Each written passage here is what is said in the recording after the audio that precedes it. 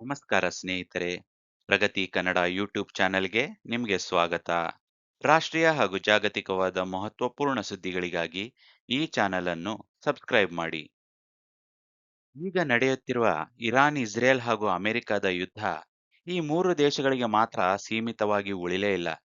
ಇದೀಗ middle East ಏರಿಯಾದ 14 ದೇಶಗಳಿಗೆ ವಿಸ್ತರಿಸಿಕೊಂಡ್ಬಿಟ್ಟಿದೆ. ಈ ಯುದ್ಧ ನಮ್ಮ ಉಳಿತಾಯ ಹಾಗೂ ನಮ್ಮ ದೈನಂದಿನ ಚಟುವಟಿಕೆಗಳ ಮೇಲೆ ಯಾವ ರೀತಿಯ ಪರಿಣಾಮ ಬೀರುತ್ತೆ, ಅದಕ್ಕೆ ನಾವು ಯಾವ ರೀತಿಯ ಸಿದ್ಧತೆ ಮಾಡ್ಕೊಳ್ಬೇಕು ಅನ್ನೋದನ್ನ ಈ ಮೊದಲಿನ ವಿಡಿಯೋಗಳಲ್ಲಿ ನಾವು ಈಗಾಗಲೇ ತಿಳ್ಕೊಂಡಿದ್ದೇವೆ. ಇವತ್ತಿನ ವಿಡಿಯೋದಲ್ಲಿ ನಮ್ಮ ದೈನಂದಿನ ಚಟುವಟಿಕೆಯ ಮುಖ್ಯ ಭಾಗ, ಅದು ಪೆಟ್ರೋಲ್. ಇದು ನಿಜವಾಗ್ಲೂ ₹150 ಪ್ರತಿ ಲೀಟರ್‌ಗೆ ರೀಚ್ ಆಗುತ್ತಾ? ಹೌದು ಅಂತಾದ್ರೆ ಅದು ಯಾಕೆ? ಮತ್ತದಕ್ಕೆ ನಮ್ಮ ಸರ್ಕಾರ ಯಾವ ರೀತಿಯ ಸೊಲ್ಯೂಷನ್ ಹುಡುಕ್ತಾ ಇದೆ ಅನ್ನೋದನ್ನ ಇವತ್ತು ನೋಡೋಣ. ನೋಡಿ ಸ್ನೇಹಿತರೆ, ಯಾಕೆ ಈ ವಿಷಯದ ಬಗ್ಗೆ ಚರ್ಚೆ ಮಾಡ್ಬೇಕಂದ್ರೆ, ಭಾರತ ತನ್ನ ಅವಶ್ಯಕತೆಯ ಶೇಕಡ 85ರಷ್ಟು ಕಚ್ಚಾ ತೈಲವನ್ನು ಈ ಏನ್ ಈಗ ವಾರ್ ಪ್ರೋನ್ ಝೋನ್ಸ್ ಇದೆ, ಮಿಡ್ಲ್ ಈಸ್ಟ್ ಕಂಟ್ರಿಗಳು, ಅಲ್ಲಿಂದನೇ ಆಮದು ಮಾಡಿಕೊಳ್ಳುತ್ತೆ. 2024ರ ಡೇಟಾ ಪ್ರಕಾರ ಹೋದ್ರೆ, 2024ರಲ್ಲಿ 2,60,00,000 ವಾಹನಗಳು ಬಿಕ್ರಿಯಾಗಿರೋದು ಭಾರತ ದೇಶದಲ್ಲಿ. ಅದರಲ್ಲಿ ಸರಿಸುಮಾರು ಶೇಕಡ 74ರಷ್ಟು ಈ ಪೆಟ್ರೋಲ್ ವಾಹನಗಳು, ಆಮೇಲೆ ಒಂದು ಶೇಕಡ 10ರಷ್ಟು ಡೀಸೆಲ್ ವಾಹನಗಳು. ಇಲ್ಲಿವರೆಗೆ ಭಾರತ ದೇಶ ಒಂದರಲ್ಲೇ 40,00,00,000 400 ಮಿಲಿಯನ್ ವೆಹಿಕಲ್ಸ್‌ಗಳಿದೆ. ನೀವು ಜಸ್ಟ್ ಇಮ್ಯಾಜಿನ್ ಮಾಡ್ಕೊಳ್ಳಿ, ಇಷ್ಟು ವಾಹನಗಳಿಗೆ ದೈನಂದಿನ ಸ್ಪೀಡ್‌ನಲ್ಲಿ ನಿಮ್ಗೆ ತೈಲ ಪೂರೈಸೋದಂದ್ರೆ ತಮಾಷೆ ವಿಷಯನೇ ಅಲ್ಲ. ನಾವು ಮೊದಲಿನ 2 ವಿಡಿಯೋಗಳಲ್ಲೂ ಕೂಡ ಚರ್ಚೆ ಮಾಡಿದ್ವಿ.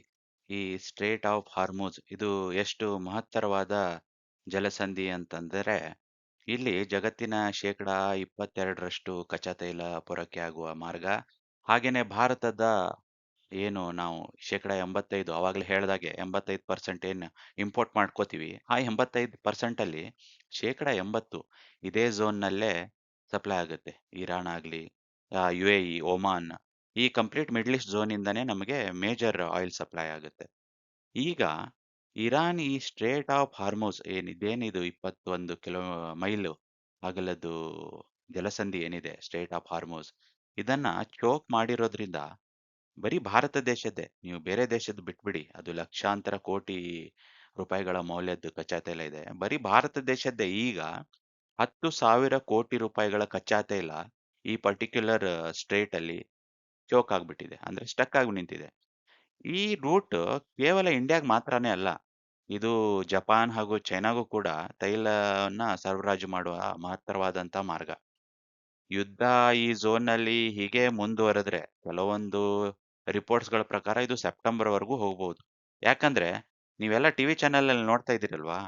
ಈಗ ನಡೀತಾ ಇರೋ ವಾರ್ ಬರೀ ಬ್ಯಾಲಿಸ್ಟಿಕ್ ಮಿಸೈಲ್ಸ್ ಆಗಿರ್ಬೋದು, ಡ್ರೋನ್ಸ್ ಆಗಿರ್ಬೋದು, ಅಥವಾ ಯುದ್ಧ ವಿಮಾನಗಳಿಂದ ಅಷ್ಟ್ರಿಂದಾನೇ ನಡೀತಾ ಇರೋದು. ಒನ್ಸ್ ಇದು ಕ್ಲಿಯರ್ ಆಗಿ ಯಾವಾಗ ಯುದ್ಧ ಭೂಪ್ರದೇಶಕ್ಕೆ ವಿಸ್ತರಿಸಲ್ಪಡುತ್ತದಲ್ಲ, ಅವಾಗ ಯುದ್ಧ ಯಾವಾಗ ಮುಗಿಯತ್ತೆ ಅನ್ನೋ ಒಂದು ಟೈಮಿಂಗ್ ಎಕ್ಸ್‌ಪೆಕ್ಟ್ ಮಾಡೋದು ತುಂಬಾನೇ ಕಷ್ಟ. ಇದಕ್ಕೆ ಬೆಸ್ಟ್ ಎಕ್ಸಾಂಪಲ್ ರಷ್ಯಾ ಮತ್ತೆ ಯುಕ್ರೇನ್ ವಾರೇ ಅಲ್ವಾ? ರಷ್ಯಾ ಅಷ್ಟು ಸ್ಟ್ರಾಂಗ್ ಇದ್ದೂ ಕೂಡ ಇನ್ನೂ 4 ವರ್ಷ ಆದ್ರೂನು ವಾರ್‌ನಲ್ಲಿ ಈಗ್ಲೂ ಮುಂದುವರಿತಾನೇ ಇದೆ.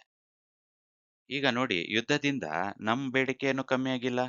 ಜಪಾನ್ ಹಾಗೂ ಚೈನಾದ್ ಬೇಡಿಕೆ ಏನು ಕಮ್ಮಿ ಆಗಿಲ್ಲ. ಯಾಕಂದ್ರೆ ನಾವು ಯಾರು ವಾರ್‌ನಲ್ಲಿ ಇನ್ವಾಲ್ವೇ ಇಲ್ಲ. ಸೊ ನಮ್ ಡಿಮಾಂಡ್ ಹಾಗೇ ಇದೆ. ಬಟ್ ಪ್ರಾಬ್ಲಮ್ ಇರೋದು ಸಪ್ಲೈನಲ್ಲಿ. ಈ ಎಲ್ಲಾ ಪ್ರೈಸ್ ಫ್ಲಕ್ಚುಯೇಷನ್ ಆಗೋದೇ ಸಪ್ಲೈ ಅಂಡ್ ಡಿಮಾಂಡ್ ಡೈನಾಮಿಕ್ಸ್ ಮೇಲೆ ಅಲ್ವಾ? ಸೊ ಈಗ ಆ ಇಶ್ಯೂ ಇಂದಾನೆ ಈಗ ಈ ಪೆಟ್ರೋಲ್ ಪ್ರೈಸ್ ಅಲ್ಲಿ ತುಂಬಾ ಒಂದು ಇಂಪ್ಯಾಕ್ಟ್ ಬಂದೇ ಬರುತ್ತೆ. ಡೆಫಿನೈಟ್ಲಿ ಸಪ್ಲೈ ಮತ್ತೆ ಡಿಮಾಂಡ್ ಡೈನಾಮಿಕ್ಸ್ ಇಂದ. ಹಾಗೇನೆ ಜಿಯೋಪಾಲಿಟಿಕಲ್ ಟೆನ್ಷನ್ಸ್. ಎಲ್ಲಾ ಮಿಡ್ಲ್ ಈಸ್ಟ್ ಕಂಟ್ರಿಗಳು ವಾರ್‌ನಲ್ಲಿ ಇಂಡೈರೆಕ್ಟ್ ಆಗಿ ಇನ್ವಾಲ್ವ್ ಆಗಿರೋ ತರ ಆಗಿದೆ. ಯಾಕಂದ್ರೆ ಯಾವುದು ಇರಾನ್ ಹಾಗೂ ಇಸ್ರೇಲ್ ನಡುವೆ ವಾರ್ ನಡೀತಾ ಇತ್ತು. ಅದಕ್ಕೆ ಅಮೆರಿಕ ಏನ್ ಸಪೋರ್ಟ್ ಮಾಡ್ತು. ಮಿಡ್ಲ್ ಈಸ್ಟ್ ಕಂಟ್ರಿಗಳು ತಮ್ಮಷ್ಟಕ್ಕೆ ತಾವಿತ್ತು.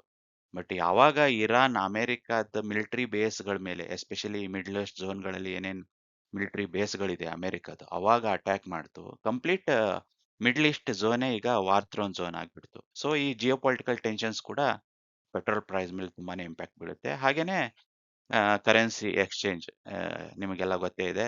ಕರೆನ್ಸಿ ಎಕ್ಸ್‌ಚೇಂಜ್ ಅಂದ್ರೆ ಡಾಲರ್‌ದ ಡಾಮಿನೇಷನ್. ಎಲ್ಲ ಕ್ರೂಡ್ ಆಯಿಲ್ ಸಪ್ಲೈ, ಇಂಪೋರ್ಟ್, ಎಕ್ಸ್‌ಪೋರ್ಟ್‌ಗೆ ಡಾಲರೈಸೇಷನ್ ಅಲ್ಲೇ ನಡೀತಾ ಇರೋದು ಕೂಡ ಇಂಪ್ಯಾಕ್ಟ್ ಆಗೇ ಆಗುತ್ತೆ.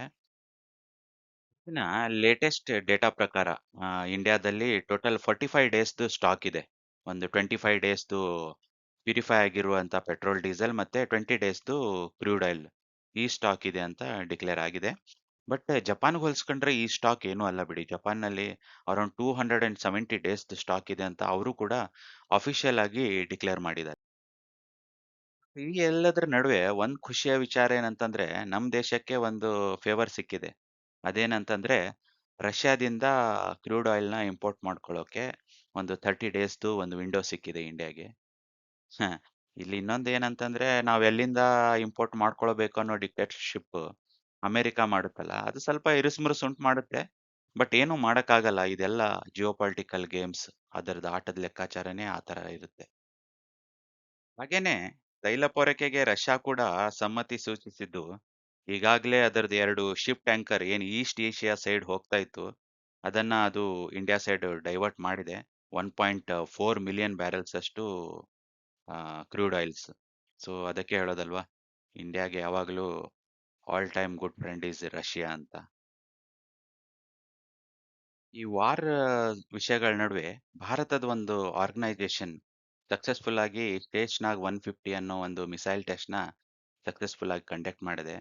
ಅದು ಯಾವ ಸಂಸ್ಥೆ ಅಂತ ನೀವು ಉತ್ತರ ಕೊಡಬೇಕು. A Indian Space Research Organisation, ಅಥವಾ ಬಿ ಡಿಆರ್‌ಡಿಒ, ಸಿ ಎಚ್‌ಎಎಲ್, ಅಥವಾ D BEL Bharat Electronics Limited. ನಿಮ್ಮ ಉತ್ತರಗಳನ್ನ ಕಮೆಂಟ್ ಅಲ್ಲಿ ನೀವು ಆನ್ಸರ್ ಮಾಡಿ. ಈ ತರದ ಜಾಗತಿಕ, ಆರ್ಥಿಕ ಹಾಗೂ ದೇಶೀಯ ಪ್ರಚಲಿತ ವಿದ್ಯಮಾನಗಳಿಗಾಗಿ ದಯವಿಟ್ಟು ಈ ಚಾನೆಲ್ ಅನ್ನು ಲೈಕ್, ಶೇರ್ ಹಾಗೂ ಸಬ್ಸ್ಕ್ರೈಬ್ ಮಾಡಿ ಪ್ರೋತ್ಸಾಹಿಸಬೇಕಾಗಿ ವಿನಂತಿ. ಧನ್ಯವಾದಗಳು.